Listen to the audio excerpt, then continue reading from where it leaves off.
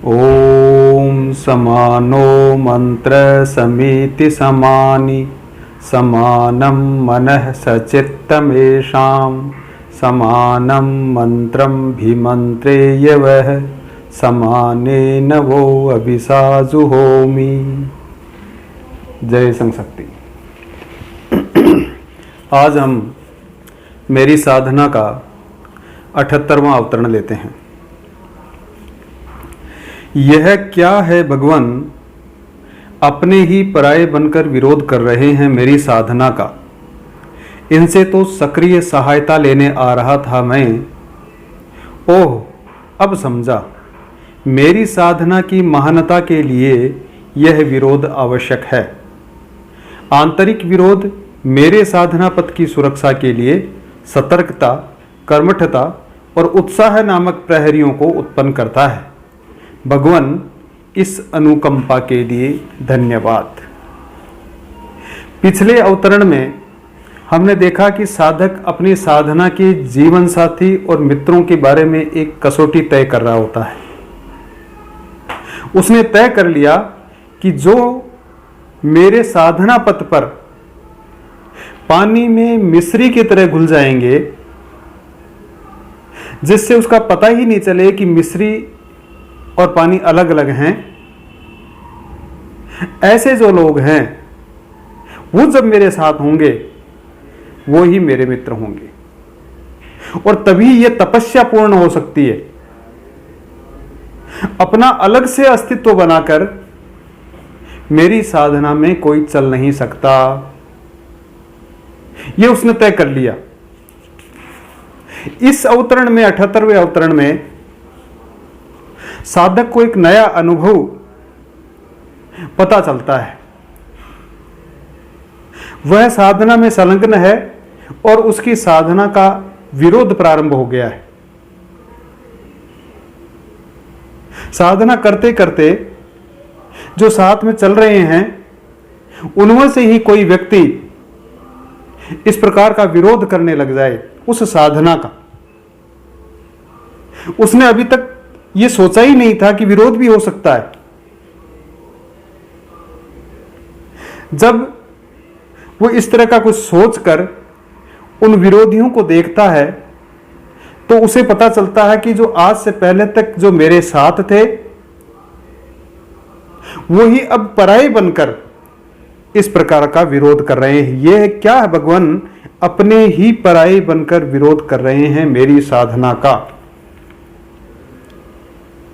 इनको तो मैं ये मानता था कि ये लोग मेरे साथ हैं, मेरे साथ देंगे, मेरी सक्रिय सहायता करेंगे, मेरी साधना में कंधे से कंधा मिलाकर चलेंगे। लेकिन जब इस प्रकार की बात आती है, विरोध करने लगते, तो उसे एक झटका सा लगता है। साधक को एक झटका अनुभव होता है। और ऐसा सभी के साथ में बीतता है जो इस प्रकार की साधना में संलग्न रहते हैं।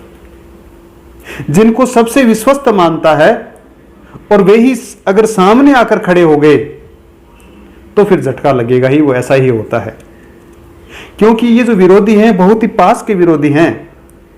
साधक को अच्छी तरह से जानते हैं, साधक की साधना को अच्छी तरह से जानते हैं, इसलिए उस साधना का वो विरोध कर रहे हैं।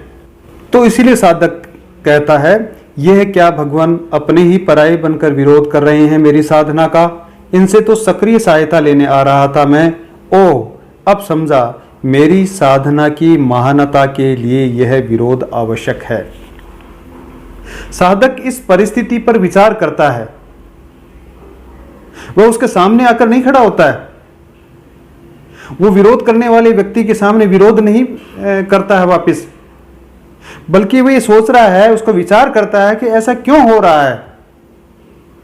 और उसे तब समझ में आता है कि ये विरोध है वो क्यों हो रहा है। वो कहता है, मेरी साधना की महानता के लिए यह विरोध होना अति आवश्यक है, जरूरी है।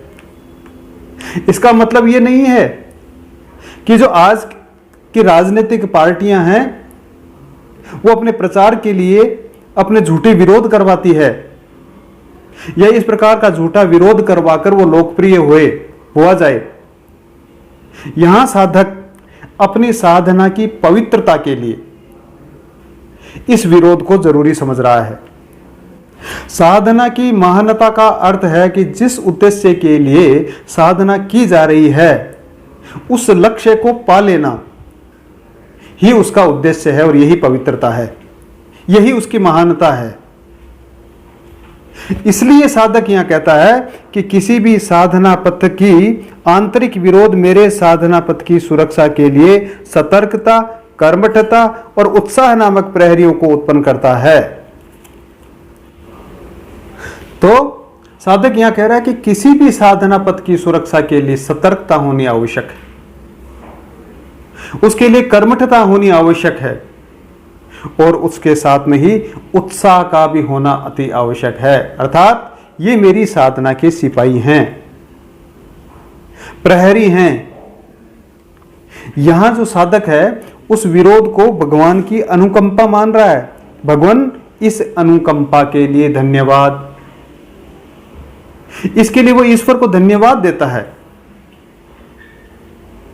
क्योंकि इस तरह का जो बिल्कुल ही पास का जो विरोधी है, बिल्कुल क्लोज है, वो जो आज तक आपके साथ में चला है, हो सकता है वो परिवार का व्यक्ति हो, वो आपका भाई हो, वो आपके साधना का सहगामी हो।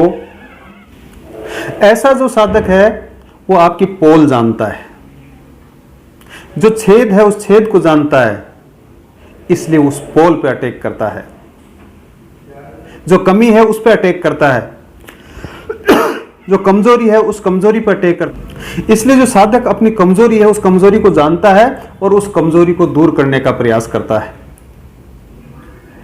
वो किसी भी प्रकार की गलती करने से पहले सतर्क हो जाएगा। उसे डर रहेगा कि जो व्यक्ति मेरी पोल जानता है, जो व्यक्ति मेरी साधना को जानता है, वो कभी भी मेरी इस साधना को में जो पोल है या मैं कुछ गलती कर रहा हूं, मेरी कमजोरी है, उस कमजोरी को व्यक्त कर देगा तो वो अपने कार्य को और ज्यादा गति देता है। और जब और गति देगा तो उसे कर्मठता आएगी, और जब विरोध के साथ में कार्य की गति बढ़ेगी तो अपने आप ही वो उत्साह है वो आ जाएगा। तो इस जो अवतरण है, इस अवतरण में साधक के जो क्लोज के व्यक्ति हैं, जो बिल्कुल नजदीक के व्यक्ति हैं, वो जो आज तक नजदीक थे वो पराये बनकर सामने शत्रु के रूप में खड़े हो गए हैं और उस साधना का वो विरोध कर रहे हैं।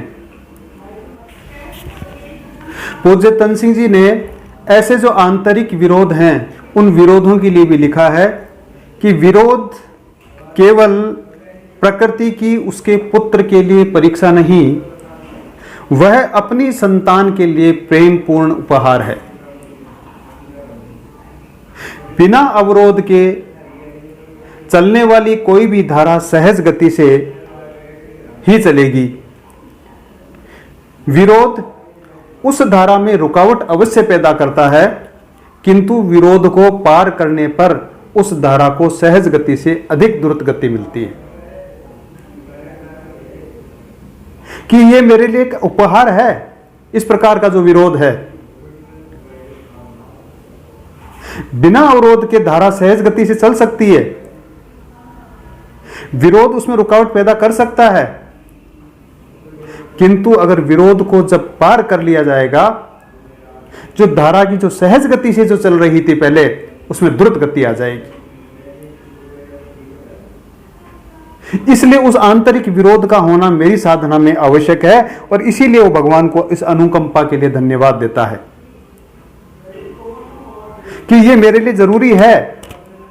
तो साधक यहां इस प्रकार के जो आंतरिक विरोध हैं उनको अपनी साधना के लिए अच्छा मान रहा है, जिससे उसकी जो साधना है वो मंजकर और चमक जाए, उसमें और निखार आ जाए। कि जैसे हमने पिछले अवतरण में देखा था कि ताप, ताड़न, छेदन और घर्षण वो सोने को जो शुद्ध बनाता है, इसी प्रकार से जो मेरी साधना है उसमें भी इस प्रकार का जो आंतरिक विरोध है वो मेरी साधना को शुद्ध बनाता है।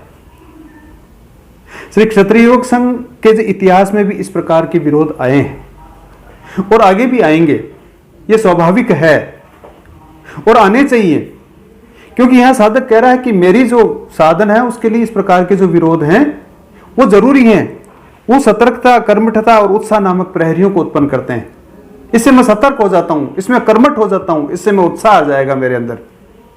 इसलिए क्षत्रियोग संघ भी इस प्रकार के जो विरोध हैं, आंतरिक विरोध हैं, उनको अपना अहोभाग्य मानता है, जिससे कि वो उसकी जो साधना है वो सही गति से चलती रहे और उसकी जो कमजोरियां हैं, उसकी जो गलतियां हैं, उसकी जो कमियां हैं, उन कमियों को जो लोग हैं वो इस प्रकार का विरोध करके बताते रहें और वह उन कमियों को पूरा करके, उन कमजोरियों को दूर करके और इस प्रकार से अपनी साधना की गति को बढ़ा सके। अगला अवतरण हम लिखते हैं 79वां। मेरे ये बेचारे विरोधी, क्या सैद्धांतिक धरातल पर है इनका विरोध? नहीं, ये आत्मलघुत्व के हीन भावना से पराभूत हैं। अपनी आत्महीनता की प्रवृत्ति को विरोध और कुतर्क के आवरण के नीचे दबा देने का है इनका यह प्रयास। तब तो दया और क्षमा के पात्र हैं, तब तो दया और क्षमा के पात्र हैं जी ये। हां, मेरी साधना के लिए ऐसा निस्तेज विरोध न लाभदायक है और न हानिप्रद ही। पिछले अवतरण में हमने देखा कि साधक का उसके साथ रहे लोग ही विरोध कर रहे थे। जो उस साधना के मार्ग पर चले थे वे ही लोग विरोध कर रहे हैं। ऐसे लोग उस मार्ग को जानते थे और कमोबेश उस जीवन को वो जिए भी होंगे। और जो ऐसे लोग हैं, ऐसे लोग जो विरोध करते हैं, उनको वो अपना अहोभाग्य मानता है। उसके लिए वो अपने लिए साधना के लिए वो पवित्रता मानता है। लेकिन यहां जो साधक है वो ऐसे विरोधियों की बात कर रहा है जिनका विरोध किन्हीं सिद्धांतों के धरातल पर नहीं है।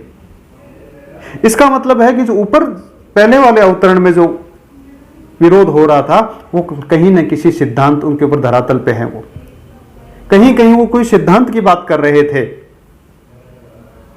यहां किसी प्रकार का कोई सैद्धांतिक धरातल नहीं है, सैद्धांतिक कारण नहीं है। यह है विरोध करना ही उनका स्वभाव बन गया है, इसलिए विरोध कर रहे हैं।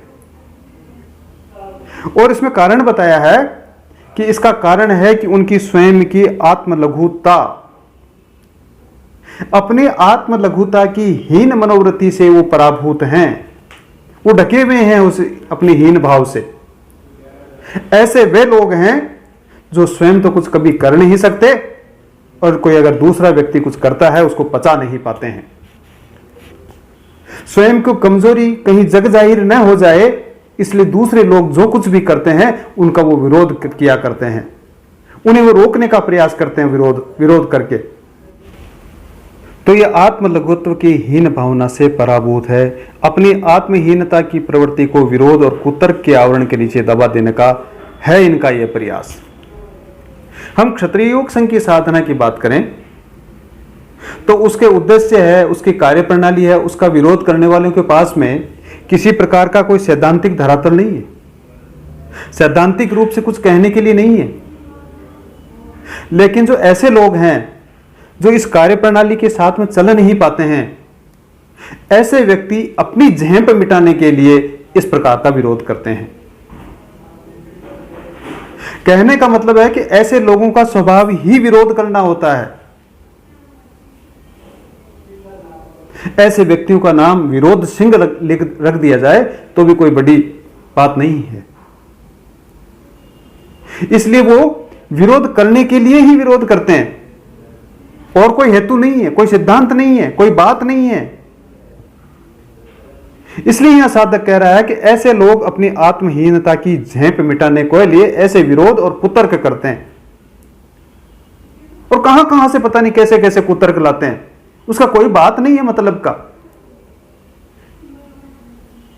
केवल इसलिए कि जो उनकी आत्महीनता है वो आत्महीनता इस विरोध करने के नीचे दब जाए, यानी प्रकट नहीं हो और हम ऊंचे रह जाएं और वो जो ऊंचे जाने वाले हैं वो नीचे हो जाए। ऐसा हुआ नहीं है कभी।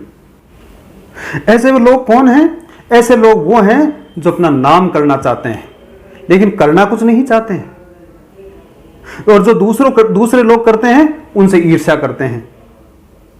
उनके कार्य के सामने अपने स्वयं को बौना महसूस करते हैं, इसलिए भी इस प्रकार का विरोध करके अपने उस बौनेपन को उस लंबाई में बदलने का काम करते हैं। क्षत्रिय योग संघ के भी इतिहास में इस प्रकार के उदाहरण बहुत प्रारंभ से ही मिले हैं, प्रारंभ से ही मिलते हैं। इसका मतलब यह नहीं है कि अब ऐसा नहीं होता है, बल्कि यह तो और ज्यादा बढ़ा है, क्योंकि इस युग में जो अहंकार है वो और अधिक बढ़ा है और भविष्य में इस तरह की घटनाएं हैं वो घटती रहेगी, होती रहेगी। यदा कदा ऐसे लोगों के मुंह से हम कभी कहते सुनते हैं क्षत्रिय योग संघ की बुराई करने के लिए, विरोध करने के लिए, कि ये बच्चों के भविष्य खराब कर रहे हैं। कैसे करते हैं ये उनके पास किसी प्रकार का कोई जवाब नहीं है। वो नहीं जानते कि क्षत्रिय योग संघ के शिविर में क्या होता है, वो नहीं जानते कि क्षत्रिय योग संघ की शाखा में क्या होता है, लेकिन क्योंकि विरोध करना है, ये क्यों कर पा रहे हैं, बच्चे इनके पास में क्यों आते हैं, समाज इनसे क्यों जुड़ा हुआ है, ऐसी हीन भावना उनके अंदर भरी पड़ी रहती है। उस हीन भावना को दबाने के लिए वो इस प्रकार का विरोध करते हैं। क्षत्रिय योग संघ किसी भी तरह के आंदोलन में आगे आता है, हमने पहले भी बात की थी, तो ऐसे लोगों की आग लग जाती है और तब वो संघ को इस प्रकार की सलाह देना प्रारंभ कर देते हैं, आपका ये काम नहीं है, आप तो संस्कार निर्माण का काम कीजिए, आप तो शाखाएं और शिविर लगाइए, बच्चों का भविष्य सुधारिए। अभी वे ही लोग उस भविष्य को बिगाड़ने की बात कर रहे थे और अब सुधारने की बात कर रहे हैं। यानी बिना हाथ फेर के तर्क इस तरह से पेश करते हैं, किसी तरह का कोई तर्क नहीं है उनके पास में, लेकिन बातें उनसे बड़ी बड़ी करा लो, विरोध उनसे बड़े बड़े करा लो, किसी के ऊपर भी अंगुली उठवा लो। इस प्रकार की बात करने वाले लोग हमारे मिल जाएंगे। क्यों होता है ऐसा? वो हीन भावना क्यों आती है उनको? आप तो संघ में जाते हैं, बच्चों को जल्दी उठा देते हैं। क्षत्रिय योग संघ बच्चों को जल्दी उठाने की आदत डालने की बात करता है, अपने माता पिता की सेवा करने की बात करता है, घर में एक व्यवस्थित जीवन बनाने की बात करता है, अपना इतिहास और संस्कृति को बचाने की बात करता है, अच्छे संस्कारों को अपने जीवन में उतारने का अभ्यास करवाता है। तो ये सारी की सारी बातें जिन लोगों को पता है, और ऐसे लोग जो ये नहीं कर सकते, जो सुबह जल्दी नहीं उठ सकते, जो इतिहास और संस्कृति को बचाने का काम नहीं कर सकते, बातें उनसे बहुत करा लो। जिनके अंदर जीवन में कोई व्यवस्थितता नहीं है, जिनके परिवार में किसी प्रकार की व्यवस्थितता नहीं है, ऐसे लोग ये कर नहीं सकते, इसलिए इस प्रकार की ऊट-पटांग बातें करके विरोध करते रहते हैं। उनके स्वयं के घर में जाकर देखेंगे तो अव्यवस्था का पिटारा मिलेगा। वे स्वयं अपने मां बाप का सम्मान नहीं करते हैं और बच्चे उनका कहना नहीं मानते हैं। ऐसे लोग संघ की जो विचारधारा है उसका बिना किसी उचित तर्क के विरोध करते हैं। ऐसे लोग ही कहते हैं कि हम बच्चों का भविष्य खराब कर रहे हैं। और ये विरोध कोई आज से नहीं हो रहा है, और ये विरोध कोई आज हमारे सामान्य लोगों का विरोध नहीं हो रहा है। ये पूज्य तनसिंह जी के जमाने में भी इस प्रकार की जमातों ने विरोध किया है। पूज्य तनसिंह जी ने भी ऐसी जमातों को सहा है। एक आधे उदाहरण यदि हम देखें तो एक बार किसी अधिवेशन में पूज्य तनसिंह जी को बोलना था और एक बड़े कहलाने वाले सज्जन उस माइक या भूपू को लेकर हाथ से ढककर बैठ गए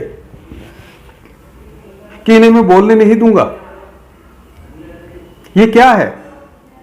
ये वही बात है कि उनका स्वयं का प्रभाव तो कुछ है नहीं, और यदि तनसिंह जी बोलेंगे तो अपना प्रभाव छोड़ देंगे और जो सामने लोग जो बैठे हैं वे उनके साथ में हो जाएंगे। कितनी ओछी सोच है, कैसा सिद्धांत है, किस तरह का विरोध कर रहे हैं। मूर्खतापूर्ण बातें हैं ये सारी। तनसिंह जी ने ऐसे जो लोगों के बारे में लिखा है और अभी जो हमने ये बात कही है उसके बारे में लिखा है कि तुमने हमारी उठती आवाज को रोकने के लिए भूपों का मुंह पकड़ लिया। तुमने प्रगति के इतिहास के उस सत्य को भुला दिया कि उदयमान कौम की आवाज भूपों के द्वारा नहीं गूंजा करती है। समय जिस सत्य को अवतरित करना चाहता है वो सत्य अवतरित होकर ही रहेगा, चाहे उसके लिए कितनी ही बाधाएं उत्पन्न की जाए।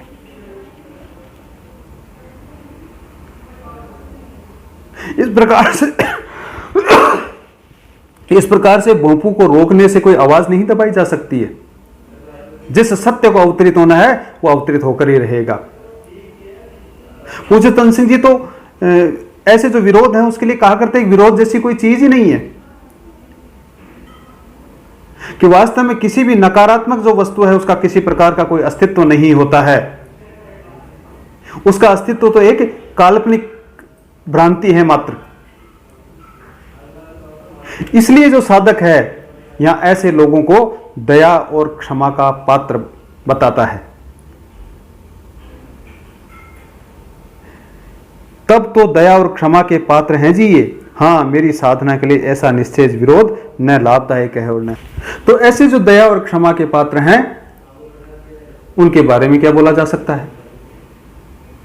श्री क्षत्रिय योग संघ का जो संघ का विरोध है वो तो इसके प्रारंभ काल से ही चल रहा है।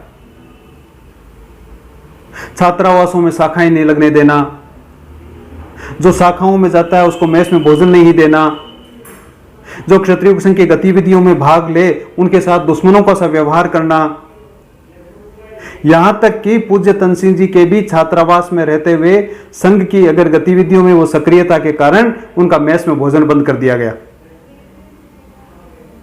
उसी मेस में जब लोग खाना बनाकर खा लिया करते थे तो जो आग्नि होती उस चूल्हे की भोबड़ होती थी, उस भोबड़ में आलू ओट कर और आलू पकाकर उन आलूओं को कई दिनों तक खाया, लेकिन उनके विरोध के सामने किसी प्रकार का घुटने नहीं टेके। इस बात को भी पूज्य तन सिंह जी ने अपने शब्दों में लिखा है कि तुमने मनाही कर दी थी कि हमें भोजन नहीं देना है, किंतु विचारों के प्रसार के लिए जितनी रोटी और दाल की आवश्यकता नहीं, उतनी उस त्याग की जरूरत होती है जो भूख लगने पर बुझती नहीं है और अधिक सुलगती है।